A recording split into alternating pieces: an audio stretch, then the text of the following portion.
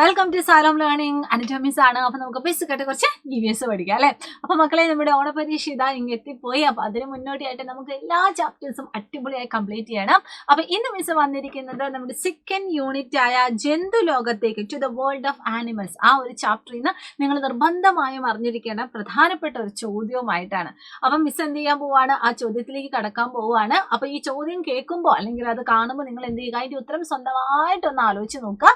എന്നിട്ട് മിസ് പറയുന്നതൊക്കെ നിങ്ങൾക്ക് ഓർമ്മയിലുണ്ടായിരുന്നോ, അല്ലെങ്കിൽ നിങ്ങൾക്ക് പറയുന്നതൊക്കെ മനസ്സിലാക്കാൻ പറ്റിയിട്ടുണ്ടോ എന്നൊക്കെ ജസ്റ്റ് എന്ത് ചെയ്യുക, ഒന്ന് ആലോചിച്ച് നോക്കുക കേട്ടോ. അപ്പൊ എനിവേ, ഞാനിതാ ഫസ്റ്റ് ക്വസ്റ്റ്യനിലേക്ക് പോവാണ്. അപ്പൊ നമ്മുടെ ചോദ്യം ഇതാണ്. നിങ്ങൾക്ക് ഇവിടെ കുറേ ജീവജാലങ്ങളെ കാണാനായിട്ട് സാധിക്കുന്നുണ്ട്. ചിത്രങ്ങൾ നോക്കൂ. ഏതൊക്കെ ശരീരഭാഗങ്ങളാണ് ഈ ജീവികൾക്ക് ഇരയെ പിടിക്കാനും ആഹാരത്തിനും സഹായകമാവുന്നത് എങ്ങനെ? അതാണ് നമ്മുടെ ചോദ്യം.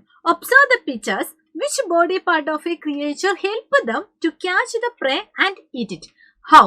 അതാണ് നമ്മുടെ ചോദ്യം. അപ്പൊ മുകളിൽ ആരെയൊക്കെ മക്കൾക്ക് കാണാനായിട്ട് സാധിക്കുന്നത്? യെസ്, ഡക്ക് ഉണ്ട്, അതുപോലെ തന്നെ ഈഗിൾ ഉണ്ട്, ഫ്രോഗ് ഉണ്ട്, ലയൺ ഉണ്ട്. ഇത്രയും ആൾക്കാരെ നമ്മൾ പലപ്പോഴായിട്ട് നമ്മൾ പല ചിത്രങ്ങളിലൂടെയും നേരിട്ടുമൊക്കെ കണ്ടിട്ടുള്ളതാണ്. ഇനി നമുക്ക് ഈ ജീവജാലങ്ങളുടെ പ്രത്യേകതകൾ നമുക്ക് തിരിച്ചറിയണം. എന്തിനൊക്കെയുള്ള പ്രത്യേകതകൾ?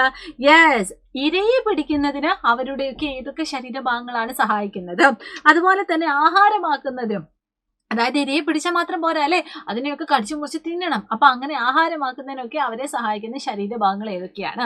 അപ്പൊ ഇതാണ് നമ്മുടെ ചോദ്യം. അപ്പൊ നമുക്ക് എന്ത് ചെയ്യണം, ഓരോ ജീവികളെയും നമുക്ക് പ്രത്യേകം എടുത്തിട്ട് അവരുടെ ശരീരത്തിന്റെ പ്രത്യേകതകൾ നമുക്കൊന്ന് ഡിസ്കസ് ചെയ്യണം.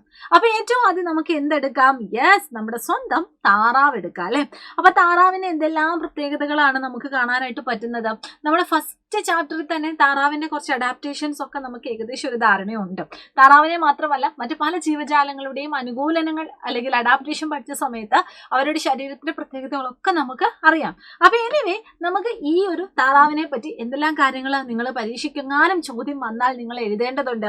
ഫസ്റ്റ് വൺ, എണ്ണമയമുള്ള തൂവലും ത്വക്കിനടിയിലെ കൊഴുപ്പും വെള്ളത്തിൽ അനായാസം സഞ്ചരിക്കാൻ സഹായിക്കുന്നു. Oily liked feather help to move easily in water. തുഴ പോലുള്ള കാലുകൾ നീന്താൻ എളുപ്പമാക്കുന്നു. Oar like legs make swimming easier. പരന്ന ചുണ്ടുകൾ മീനുകളെ വായ്ക്കുള്ളിലാക്കാൻ സഹായിക്കുന്നു. Flat lip help fish into mouth. Okay, അപ്പൊ ഡക്കിനെ പറ്റിയുള്ള കാര്യങ്ങളാണ്, അല്ലെങ്കിൽ അതിന്റെ ശരീരത്തിന്റെ പ്രത്യേകതകളാണ് നമ്മൾ ഇവിടെ ഡിസ്കസ് ചെയ്തത്. ഇനി അടുത്തത് ആരായിരുന്നു? നമ്മുടെ സ്വന്തം ഈഗിൾ. അപ്പൊ ഈഗിളിന്റെ പ്രത്യേകത എന്തൊക്കെയാണ്? വലിപ്പമേറിയതും ശക്തിയുള്ളതുമായ ചിറക് ഉയരത്തിൽ പറക്കാൻ സഹായിക്കുന്നു. Their strong and wide wings are help to fly high. ഉയർന്ന് പറക്കാൻ സഹായിക്കുന്നു.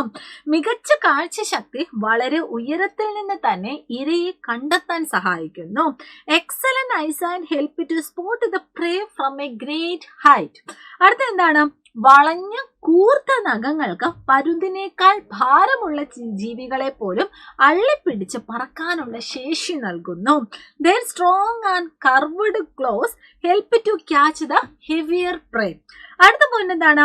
വളഞ്ഞ കൂർത്ത ചുണ്ടുകൊണ്ട് ഇരയെ കൊത്തിക്കീറാൻ സാധിക്കുന്നു. Their strong and curved beak help to crave and tearing flesh of the prey. Okay, അപ്പൊ നമ്മൾ ആദ്യം ഡക്കിന്റെ പ്രത്യേകത പറഞ്ഞു, ഇപ്പൊ ഇതാ നമ്മൾ ഈഗിളിന്റെ പ്രത്യേകത പറഞ്ഞു. അടുത്തതായിട്ട് ആരായിരുന്നു? ഫ്രോഗ് ആയിരുന്നു അല്ലെ. അപ്പൊ ഫ്രോഗ് ഒക്കെ എങ്ങനെയായിരുന്നു ഇര പിടിക്കുന്നത്? തന്നെ നീളമുള്ള നാവ് പുറത്തേക്ക് ഇട്ടിട്ടാണ് ക്യാച്ച് ചെയ്യുന്നത്. അപ്പൊ ഫ്രോഗിന്റെ പ്രത്യേകത എന്തൊക്കെയാണ്? അതിവേഗം പുറത്തേക്ക് നീട്ടാവുന്ന പശിമയുള്ള, അതായത് ഒരു സ്റ്റിക്കി ആയിട്ടുള്ള നാക്കിൽ ഇരയെ കുടുക്കി വായ്ക്കുള്ളിലാക്കുന്നു. Frogs have a long sticky tongue that they used to catch the prey. അപ്പൊ ഫ്രോഗിന്റെ കാര്യത്തിൽ നിങ്ങൾ നിർബന്ധമായും അറിഞ്ഞിരിക്കേണ്ട ഒരു പോയിന്റ് ആണ് ഇവിടെ മിസ് കാണിച്ചു വന്നത്. ഇനി അടുത്തത് ആരാണ്? നമ്മുടെ സ്വന്തം സിംഹം. അപ്പൊ സിംഹത്തിന്റെ പ്രത്യേകത എന്താ? ഒന്ന്, അതിന്റെ കരുത്തുറ്റ ശരീരം, that is strong body. Next, വേഗത്തിൽ ഓടാനുള്ള കഴിവ്, എബിലിറ്റി ടു ആക്സിലറേറ്റ്. അടുത്തത്, കൂർത്ത നീണ്ട പല്ലുകൾ ഉപയോഗിച്ച് ഇരയെ കടിച്ചു കീറാൻ കഴിയും. Can bite prey with sharp teeth.